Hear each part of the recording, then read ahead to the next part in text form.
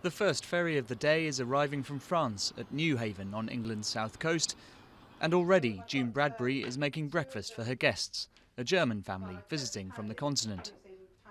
June started renting out her spare room on Airbnb in 2016 in response to Britain's vote to leave the EU.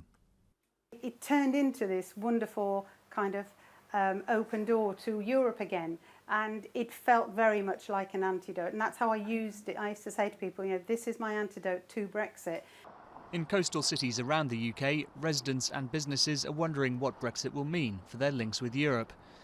Holyhead in Wales is the closest British port to Dublin. Lorries arriving from Ireland often drive across England to get to France, rather than taking the longer sea route. But a new sea route, direct from Dublin to the continent, is being considered in case Brexit makes it harder to send goods via the UK. This would cut out Holyhead, threatening hundreds of jobs. Truck driver Michael Hartnett says the uncertainty is worrying.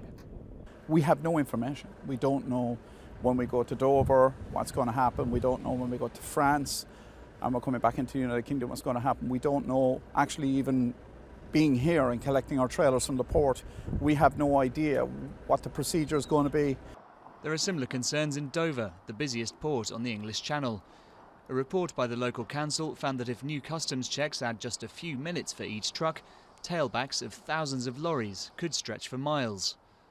But where there is disruption, there could be opportunity. At Immingham, near Hull in northern England, there's hope that Brexit might make the port more competitive. Well, we are very optimistic about the future. If there are delays and extra delays for the customs arrangement, which will cause a particular problem for ports in the southeast like Dover, where they've got very constrained land space, that will lead to additional queues for their traffic. We have land space available here that we can manage the space better so we don't have that queuing issue. Residents and businesses in port cities around the UK are hoping for more clarity as the pace of Brexit negotiations picks up. But until an agreement is reached, they can only hope for the best while planning for the worst.